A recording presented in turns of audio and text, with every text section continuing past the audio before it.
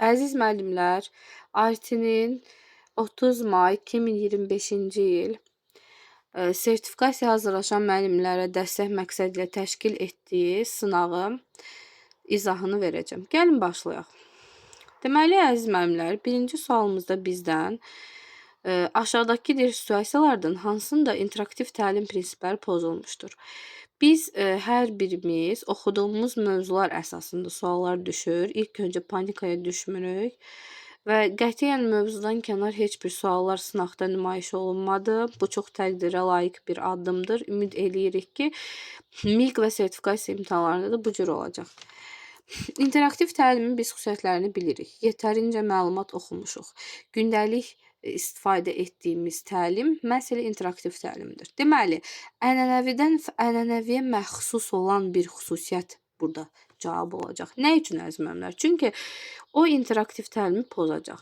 Baxın, gəlin A variantına baxaq. Deyək ki, birgə müzakirə edərək şagirdlərlə müxtəlif yanaşmalar rəsmləmək. Bəli, bizdən nə tələb olunur? Şagirdlərlə birgə məşğul olun, şagirdlərin fikrinə hörmətlə yanaşın.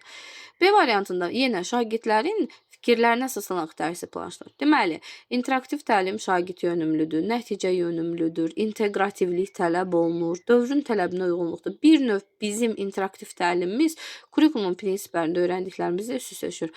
Nə deyirdim həmişə dərslərdə? Kurikulumun prinsiplərini bilmək, kurikulumu tam bilmək deməkdir. Yəni, tam başa düşmək. İnteraktiv təlimdə prinsipi kurikulumun prinsipinin başlıca demək olar ki, eynidir. Baxın, burada şagirdlər deyir, C variantı düzgün cavabımız. Deyir ki, şagirdlər yalnız müəllimin təqdim etdiyi. Gəlin belə bir xatırlatma edək. Biz əvvəlki tədrisdən fərqli olaraq indi nə deyirik? Deyirik ki, uşaqların fikri önəmlidir, şagird yönümlü, uşaq yönümlü yanaşmadır. Baxın, yalnız müəllimin təqdim etdiyi məlumatları geçici şəkildə qeyd etsələr. Bu necə əlaqəli, necə interaktiv təlim olacaq? Düzdürmü? Ona görə burada bu pozulacaq. Digərlərini də oxuya bilərik əziz müəllimlər. Məsələn, D variantında deyir ki, təlim prosesində qrup işi fikir mübadiləsinə geniş yer verilir. Bəli, çox əlverişlidir. Müəllim öyrənməni təşviq edən suallar vasitəsilə bəli.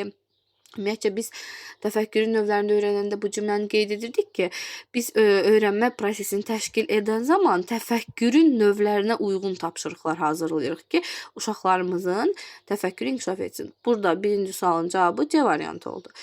Növbəti suala keçidarlıq. Müəllim bölməni başa vurduqdan sonra bölmə üzrə summativ qiymətləndirmə keçir. Deməli, mən qəşəng bölməni keçmişəm, atmosfer bölməsini, ta ki, coğrafiya müəllimi kimi. İndi də uşaqları qiymətləndirirəm. Qiymətləndirmə nəticələrinə əsasən sinifin yarıdan çox aşağı nəticə göstərir. Bu vəziyyət müəllimdə narahatlıq doğurur və dərhal növbəti. Deməli, hər şey əladır. O dərhaldan sonra deməsi bu nə dərəcə düzgündür ki, müəllim uşaqda bölmənin mənimsəmə falan olmaş birbaşa keçir. Bunu necə qiymətləndirə bilərik? Burada əziz müəllimlər birbaşa gəlin cavab üzərindən çıxış eləyək. Baxın, bölməni keçdim, bölmədə aşağı nəticə göstərdi, heç bir şey eləmədən keçdim birbaşa digər bölməyə. Təbii ki, bu qərar yanlışdır. Nəyə görə? Çünki summativ qiymətləndirmə nəticələri tədrisin keyfiyyətinə dair əhəmiyyətli məlumatı təqdim edir. Deməli, bu zəif nəticələr əlavə dəstək və korreksiya tədbirləri təbii. Yəni, korreksiya nədir? Düzəltmək. Deməli, mən bölməni bir də əlavə uşaqlarla məşğul ola bilərəm, mənimsədərəm, o qiymətləndirmələri ən azından orta səviyyə qalxar. Sonra istəyirsən hansı bölməyə keç. Yəni, bu sənə olan yanaşma bir pedaqoji tələbidir ki, müəllim bunu inkişaf yönümlülük prinsipinə düzgün riayət etməlidir. Baxın, biz pedaqoji prosesin təşkilini boşu-boşuna öyrənmirik. Hamının dediyi bir cümlə var. Heç nə kurikulumda oxuduğumuz kimi düşür, əziz müəllimlər. Təsəvvür formalaşan müəllimlər həmin an ağlına ilk o gəlir ki, inkişaf yönümlülükdə axı öyrənmişdim ki, mən uşağın fəaliyyətini izləyirəm, onun fəaliyyəti üçün addımlar atıram, düzəlişlər edirəm. Ona görə burada düzgün cavab C olacaq. Şagirdlər qrup halında dünyanın müxtəlif iqlim qurşaqlarında yaşayan insanların həyat tərzini araşdırmalı, həmin iqlimdə yaşamaq üçün uyğunlaşdırılmış ekoloji məskənli layihəsini hazırlamalıdır. Deməli, qəşəng qruplara demişəm ki, gedin, hərə bir iqlimdə yaşayır da, məsələn, biri səhrada yaşayır, biri nə bilim, buzluqda yaşayır. Sonra deyirəm ki, 3D məskən modelləşdirmə aləti və ya interaktiv təqdimat vasitəsilə təqdim etməli və bu yaşayış formasında iqlim dəyişkənliyinə qarşı dayanıqlarsa, məsələn, mən bunu uşaqlarla həqiqətində bunu biz təhlil eləmişik. Bir Afrikada yaşayan, bir də tutaq ki, Saxa Yakutiyanın Türk dünyasının sayısına görə ən böyük deməli ölkəsinin yaşayış tərzini video material kimi bu sualı oxuyanda iki oğluma o gəldi ki, mən bunu uşaqlarla eləmişəm. Deməli, əzizimlər, bu sualın çox maraqlı bir yanaşmadır ki, bu sualın cavabını bizdə yalnız fənlər arası götürüblər. Amma əslində burada həyatla əlaqələndirmə hissəsi də mən düşünürəm ki, var. Nəyə görə var? Baxın, 3D modelləşdirmə, informatikaya biz bildiyimiz kimi İKT alətlərinin istifadə informatika fənninə təbii ki, inteqrasiyadır. Fənlər arası ilə razıyam. Lakin burada fənn üstü də var. Çünki biz fənn üstü inteqrasiyanı keçəndə deyirik ki, uşaqlarda bacarığı formalaşdırırıq, həyatla layihə hazırlamaq var burada. Yəni, düşünürəm ki, artıq bu suala açıqlama verəcək, nə üçün orada fənlər arası qeyd etdiyini. Yəni, mən özüm də bu sınaqda iştirak etdim və bu sual məndə səhv kimi qeyd olundu. Yəni, 900 gəldi, bu sual səhv götürüldü. Amma mən buna heç razı deyiləm. Ona görə ki, burada layihə var, uşağın həyatda tətbiqi var. Hətta orada qeyd edilir ki, deyir, bu yaşayış formasının iqlim dəyişkənliyə qarşı dayanıqlığını əsaslandır. Yəni ki, hər bir yaşayış forması fərqlidir. Onu axı uşaqlar təqdim eləyəndə həyatla əlaqələndirirlər ki, tutaq ki, bax, səhrada yaşayanlar buna dözümlüdürlər, bu rejimə alışıblar, düzdürmü? Burada bəs necə olmasın fənn-üstü inteqrasiya? Təbii ki, mən bunu öz hazırladığım Google Forms-da fənn-üstü inteqrasiya fənlər arası kimi qeyd etdim. Ümidvaram ki, artıq yaxın zamanda buna açıqlama verəcək. Daha sonra 4-cü sualımız, iqlim dəyişikliklərinin kənd təsərrüfatına təsir mövzusunda verilmiş iki mütəxəssis fikrini oxuyun. Hər iki mütəxəssisin fikirlərini və onları dəstəkləyən arqumentləri müəyyənləşdirin. Deməli, əzizimlər, biz taksonomiyanı keçəndə belə bir cümlə deyirdik ki, həmişə, əgər mənim özümün oxuduğum mövzudan şəxsi mühakiməm varsa, mütləq burada nə var? Tənqidi yanaşma var, amma dəyərləndirmək var. Çünki mənimdir. Amma başqa bir mütəxəssisinin, yazıçının, yaxud da ki də fənlərə məxsus olan elm adamlarının fikirləri varsa və onu mən əsaslandırmalıyamsa, deməli burada təhlil var. Və hətta belə bir cümlə işlədirdim ki, sizlərə izahlarda geniş bir fəaliyyət varsa, burada təhlil var. Baxın, görün burada nə qədər geniş bir fəaliyyət var. Mövzu var. İki mütəxəssisin fikrini deyir, oxuyun. Onların fikirlərini dəstəkləyən arqumentlər. Yəni, hər birini ayrı-ayrılıqda oxudum mu? Geniş bir fikirdir. Sonra onların arqumentlərini müəyyənləşdirin və sonra deyirəm ki, sizcə hansı mütəxəssis daha əsaslı və inandırıcı arqumentlərdən istifadə edib? Mütəxəssislərin fikirlərində hansı coğrafi məlumatlara və sübutlara əsaslanıb? Deməli, sən öz mütəxəssisin fikrini sən əsaslandıracaqsan. Təfəkkürün növlərini keçəndə tənqid təfəkkürü daima mənim dediyim olmazsa-olmazın cümləm tənqid təfəkkür bərabərdir mühakimə. Tənqidi təfəkkür bərabərdir dəyərləndirmək. Bax, bunu yadda saxlayın. Amma nə deyirdim həmişə? Bəzən də əzizlərimlər, tənqidi təfəkkür bərabərdir dəyərləndirmək olmur. Bax, belə bir situasiya verir və sizi çaşdırır. Ona görə də çaşmırıq.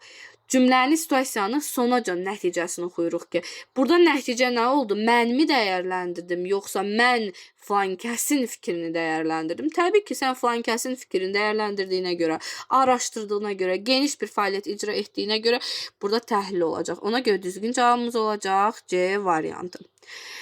Siz müəllim olaraq 5-ci sualı oxuyuram. Dərsdə fəal iştirak etməyən və sinif yoldaşları ünsiyyətdən yayınan bir şagird müşahidə etsin. Bu şagird son zaman şagirdləri də tapşırığı da yerinə yetirmiş. Sakit, qapalı davranışları sinifdən diqqətdən yayınsa da, bu vəziyyətin davamlılığının onun inkişafına mənfi təsir edir. Yəni ki, belə deyim də, bu situasiyanı qısaca lakonikləşdirəcəm. Mən uzun danışmaq sevmirəm. Bilirsiniz, burada nəticə odur ki, mənim bir uşağım var, məsələn, oxumur, özünə qapanıb, tapşırıq da işləmir, amma əvvəllər çox qəşəngdir. Olur da, məsələn, uşaqlar deyirik ki, niyə keyfin yoxdur, niyə depressiyadasan, bu kimi cümlələri hamımız gündəlik fəaliyyətimizdə işlədirik. Bəs nə edirik? Növbəti addımımız nə olur o uşaqdan? Təbii ki, nə edirəm? Mən, məsəl üçün, fərdi uşağa deyirəm ki, balam, nə olubdur sənə? Axı, sən belə idin, sən çox yaxşı idin, sən suallar verirdin, düzdürmü? Birinci ondan çalışıram ki, anlayım, görüm bu niyə belədir. Görsəm ki, yox, mənlik heç nə yoxdur, o zaman keçirəm artıq onu ictimaiyyətləşdirməyə. Nə mənada ictimaiyyətləşdirməyə? Psixoloji vəziyyət varsa, mənim öhdəliyimdədirsə, mən eləyirəm. Eləyə bilmirəmsə psixoloqa deyirəm, sonra valideyn və məktəb rəhbərinə. Yəni müəllimlər, burada digər variantlarda birbaşa məsələn B variantına baxın, məktəb rəhbəri psixologiyanı, çünki vəziyyətin sizin xeyr. Həmişə yadınızda saxlayın. Birinci sənsən. Sinifdə şagirdinlə sənin fəaliyyətin əsası, sonra etap keçir. Boşuna demirlər, müəllim istəsə, təhsil naziri belə olsa onun sinifində dərsində oturmasına icazə verir. Çünki pedaqoji prosesin təşkili 45 dəqiqəlik ona məxsusdur. Yenə siz istəsəz o pedaqoji prosesdə baş verən, dəstəklənməyən bir mühit olarsa, hansı ki, baxın, bu dəstəklənməyən bir mühitdir. İstəsəz siz onu dəstəklənən mühitə çevirə bilərsiniz. Bunun üçün də bu cavabların əksəriyyəti uyğun gələ bilər. Bu indiki sualların əksəriyyəti bir-birinə uyğun gəlir. Amma siz özünüz oxuyub anlama bacarığınızı inkişaf etdirərək, tam səlis oxuyaraq, sanki o uşaq sizin uşağınızdır, gözünüzün qabağına imtahanda özünüzə danışaraq, o ev yoxdur, qıraqdan baxan desin ki, bu dəli də öz-özünə danışır, amma nəticəniz hər zaman yüksək olacaq o zaman. Yəni, yaşayaraq situasiyaları oxuyanda müəllimlər nəticə çox əla olur. Burada da nə var ki, heç nə, fərdi söhbət apardım, dəstəyə ehtiyacı varsa onu müəyyənləşdirdim. Düzgün cavabımız D variantı. 6-cı sual. Müəllim iqlim dəyişmələri və insan fəaliyyəti mövzusunu tədrisi zamanı müşahidə edir ki, şagirdlər iqlim dəyişmələrinin səbəb nəticəsini, həmçinin insan fəaliyyətinin bu prosesə təsirini bir-birindən ayıra bilmir. Yəni, mənim uşağım bilmir ki, iqlim dəyişəndə insana nə təsir eləyəcək. Sonra deyir ki, mövzunu daha yaxşı mənimsəməsi üçün müəllimi dərs planında dəyişiklik edərək şagirdlərin fəal iştirakına əsaslanan yanaşma tətbiq etmək qərarıdır. Yəni, mən otururam, görürəm ki, ay Allah, o qədər olub ki, hamımız yaşayırıq da bunu. Dərs keçmişəm, ay uşağa sual verirəm, uşaq belə baxır, orada əzbərki cümlədir və biz həmin an nə edirik? Deyirik ki, B planı, proaktiv yanaşma. Mən nə edeyim ki, bu uşaq canlansın, bu uşaq başa düşsün? Nə etməliyəm əzməmlər? Elə bir variant bu verilənlərdən tapmalıyam ki, ən əlverişli olsun, kurikulum metodunun interaktivliyə uyğun olsun. Burada görəcəksiniz, çoxsu bir-birinə oxşuyur, amma bizə ən olanı vacibdir. Məsələn, baxın. Deyək ki, müəllim hər bir şagirdə iqlim dəyişməsi bir səbəblə bir neçəsini tapşırır, onların bu iki yanaşı fərqləndirib sinif qarşısına. Əziz müəllimlər, bu yaxşıdır, razıyam, pis deyil, yaxşıdır, amma bu ənənəvidə qaldı da artıq. Çünki siz niyə?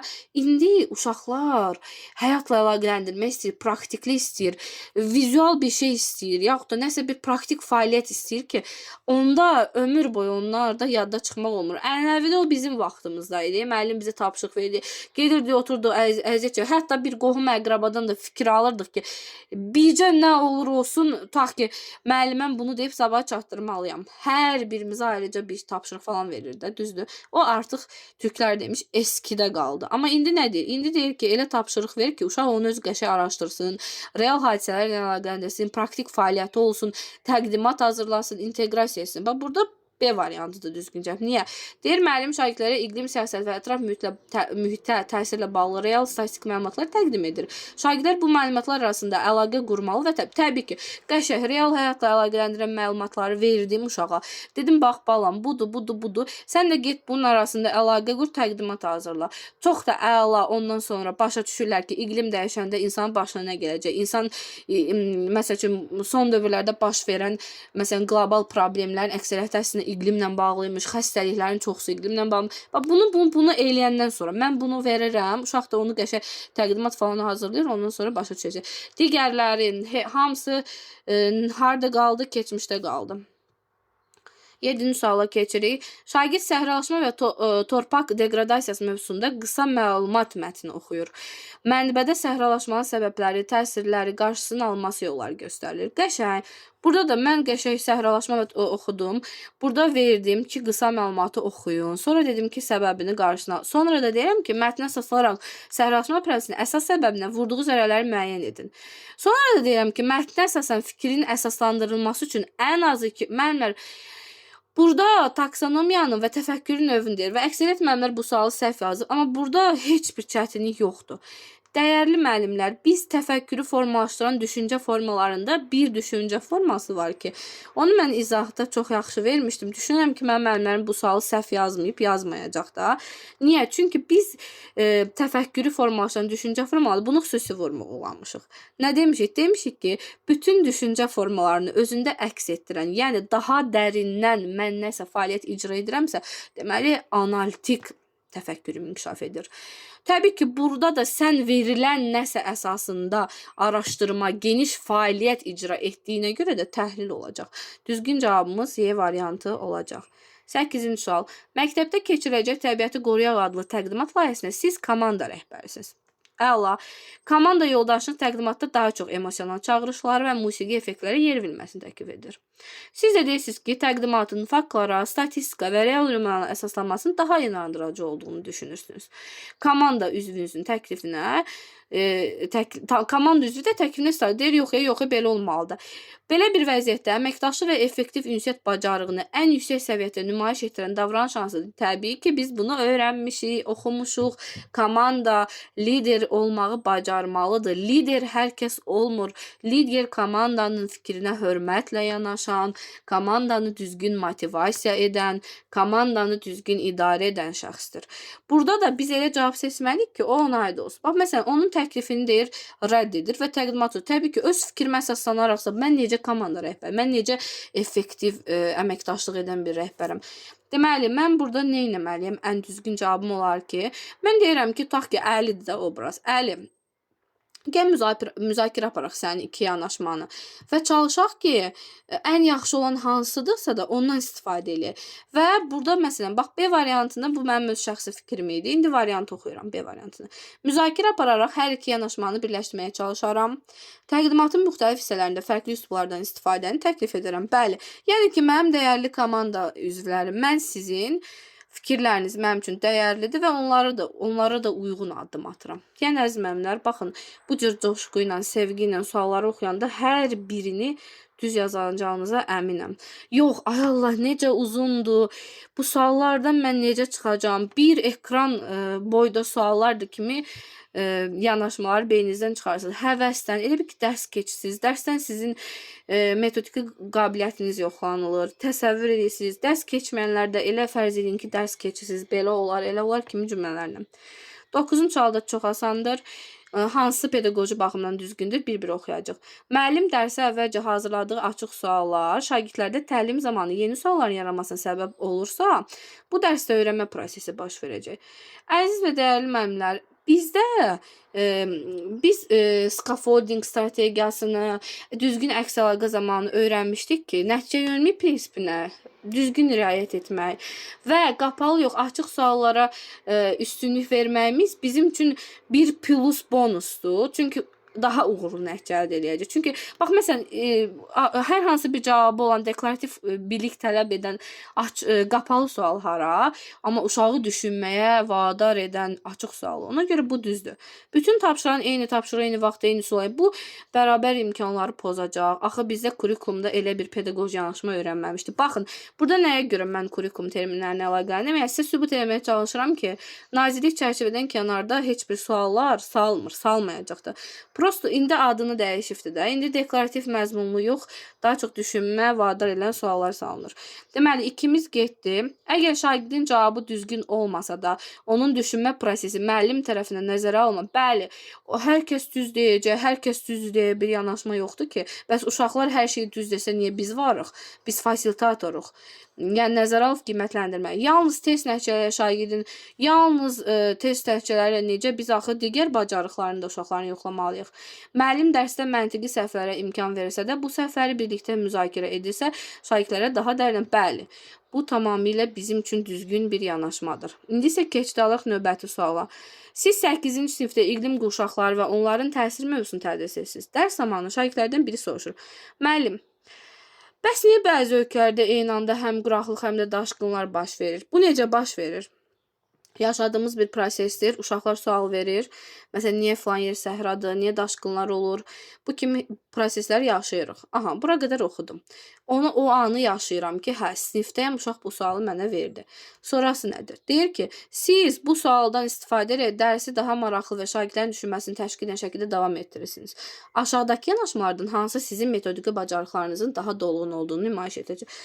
İndi bu variantdan çıxış edərək biz cavablara yanaşacağıq. Amma təbii ki, burada olmayan, cavabı olmayan bizim o qədər ideyalarımız var ki, çünki biz fasilitator olaraq daim yeniliklər üzərində çalışan bir pedaqoqlarıq.